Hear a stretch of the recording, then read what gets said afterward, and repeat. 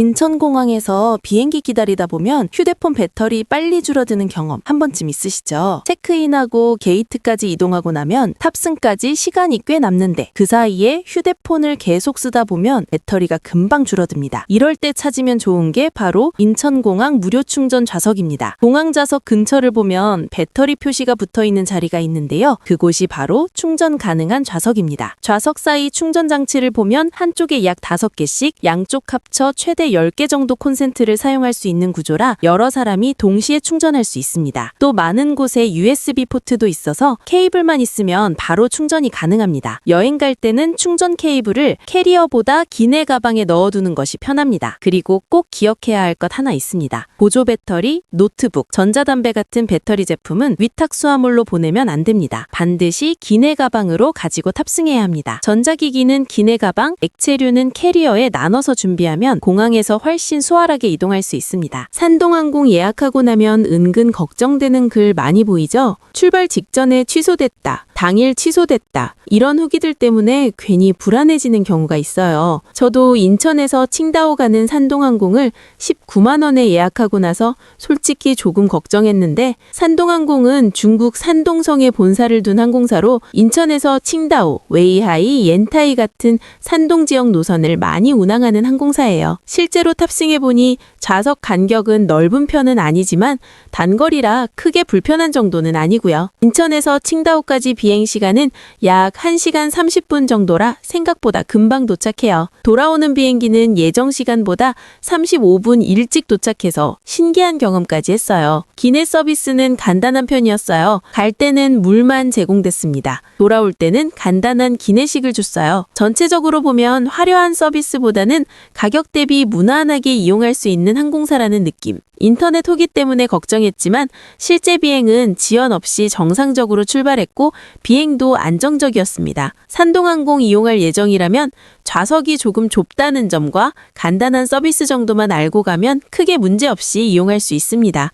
해외여행에서 밤 늦게 공항에 도착하면 가장 먼저 고민되는 게 이동 방법이죠. 낯선 도시에서 택시를 잡아야 할지, 어떻게 호텔까지 가야 할지 은근 긴장되는 순간이 있습니다. 저도 이번 칭다오 여행에서 밤 11시쯤 자오둥 국제공항에 도착했는데 공항 분위기가 낮과는 다르게 꽤 조용한 편이었습니다. 그래서 미리 예약해둔 트립닷컴 공항 픽업 서비스를 이용해봤습니다. 입국 후 공항 출구로 나오니까 기사님들이 이름이 적힌 피켓을 들고 대기하고 있었고 생각보다 쉽게 제 이름을 찾을 수 있었습니다. 기사님을 만나자마자 캐리어를 먼저 들어주시고 차량까지 바로 안내해 주셨습니다. 공항에서 짐 이동이 은근 힘든데 이 부분이 꽤 편했습니다. 차량 상태도 좋았습니다. 일반 택시보다 깔끔한 느낌이었고 차 안에는 생수도 준비되어 있었습니다. 밤 늦게 도착하는 여행이라면 공항에서 택시를 찾는 것보다 미리 예약한 차량으로 바로 이동하는 게 훨씬 편했습니다. 게다가 밤 시간이라 도로도 한산해서 공항에서 호텔까지 이동도 빠른 편이었습니다. 처음 가는 도시에서 늦은 밤 도착이라 공항 픽업 서비스가 여행 첫 이동 스트레스를 꽤 줄여주는 방법이었습니다. 중국 여행 가기 전에 미리 설치해두면 정말 편한 어플 7가지. 중국은 구글 서비스가 거의 안 되기 때문에 결제, 지도, 택시 번역 앱을 미리 준비하는 게 중요합니다. 알리페이. 중국에서 가장 많이 사용하는 QR 결제 앱으로 편의점, 식당, 카페, 택시까지 대부분 결제가 가능합니다. 외국인 카드 등록도 가능해서 여행자들이 가장 많이 사용하는 앱입니다. 위챗. 중국의 카카오톡 같은 메신저인데 결제, 음식 주문, 예약까지 가능한 슈퍼앱입니다. 중국 현지 식당에서는 위챗 주문 시스템을 사용하는 곳도 있습니다. 고덕지도. 중국에서 가장 정확한 지도 앱 중 하나로 지하철, 버스, 도보길 찾기까지 모두 확인할 수 있습니다. 중국에서는 구글맵보다 훨씬 정확하게 작동합니다. 바이두 지도. 중국 대표 지도 서비스로 관광지 정보와 로컬 리뷰가 많습니다. 현지 정보가 풍부해서 여행지 검색할 때 도움이 됩니다. 디디. 중국판 우버라고 생각하면 쉽습니다. 앱으로 차량을 호출할 수 있고 알리페이 결제도 연동돼서 이동할 때 편합니다. 구글 번역. 중국어 메뉴판이나 안내문을 카메라 번역 기능으로 바로 번역할 수 있어서 여행할 때 매우 유용합니다. 트립닷컴. 호텔 예약, 기차표, 관광지 티켓과 공항 픽업 서비스까지 예약할 수 있어서 중국 여행 준비할 때 많이 사용하는 앱입니다. 중국 여행 가면 가장 먼저 막히는 게 바로 언어입니다. 갤럭시 사용자라면 중국어를 몰라도 해결하는 방법이 있습니다. 바로 갤럭시 서클 투 서치 기능입니다. 이 기능은 화면에 보이는 글자를 동그라미로 표시하면 바로 검색이나 번역이 되는 기능입니다. 예전에는 스크린샷 찍고 번역 앱 열고 사진 불러오는 과정이 필요했는데 이제는 그런 과정이 전혀 필요 없습니다. 여행 중에도 훨씬 빠르게 번역할 수 있습니다. 예를 들어 중국 식당 메뉴판을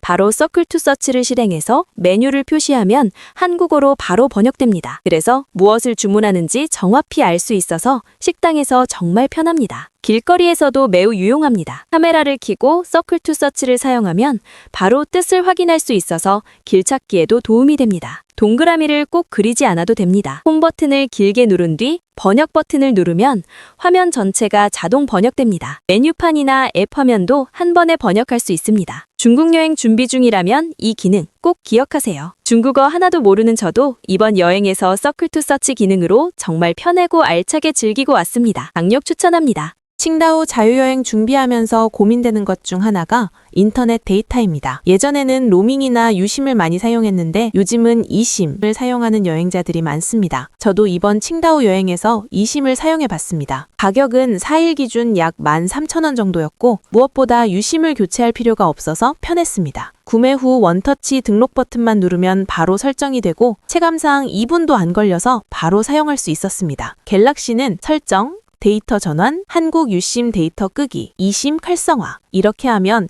데이터는 중국 이심으로 사용할 수 있습니다. 그리고 통화와 문자는 한국 유심으로 유지할 수 있어서 인증 문자도 그대로 받을 수 있습니다. 공항 도착하자마자 바로 인터넷 사용 가능해서 정말 편했습니다. 칭다오 여행 준비 중이라면 이심도 한번 고려해보세요. 칭다오 혼자 여행 숙소 찾는다면 구시가지에 있는 카이 위에 호텔을 한번 고려해볼 만합니다. 이 호텔은 일반 호텔과 조금 다른데 100년 된 성당 건물을 리모델링해서 만든 숙소입니다. 그래서 내부에 들어가 보면 천장이 높고 구조도 독특해서 유럽풍 분위기가 느껴지는 공간입니다. 칭다오가 독일 조개지였던 도시라 이런 건물 분위기와도 잘 어울립니다. 저는 칭다오에 밤 늦게 도착하는 일정이었는데도 체크인이 가능했습니다. 프런트에 직원이 있어서 야간 체크인도 문제없이 진행할 수 있었습니다. 해외 여행하다 보면 늦은 시간에 도착하는 경우가 많은데 이런 부분은 꽤 편했습니다. 객실은 화려한 호텔 느낌은 아니지만 깔끔하고 기본적인 시설은 잘 갖춰져 있는 편입니다. 특히 좋았던 점은 한국에서 사용하는 샴푸와 바디 제품이 준비되어 있었다는 점이었습니다. 중국 숙소 중에는 어메니티가 애매한 곳도 있는데 여기서는 사용하기 괜찮았습니다. 또 하나 편했던 점은 콘센트 전압이 220V라는 점입니다. 그래서 한국 충전기를 그대로 사용할 수 있어서 어댑터가 필요 없었습니다. 다만 한 가지 아쉬운 점은 엘리베이터가 없다는 점입니다. 높은 층 객실을 배정받으면 캐리어를 들고 계단으로 올라가야 해서 조금 불편할 수 있습니다. 하지만 이 숙소의 가장 큰 장점은 역시 위치입니다. 호텔이 칭다오 구시가지 중심에 위치해 있어서 주변에 유럽풍 건물들이 많고 중산로 거리나 성당, 다양한 카페와 식당도 가까워서 도보로 여행하기 좋습니다. 화려한 럭셔리 호텔은 아니지만 위치 좋고 분위기 있는 가성비 숙소라서 칭다오 혼자 여행하는 분들에게 괜찮은 선택이라고 느꼈습니다.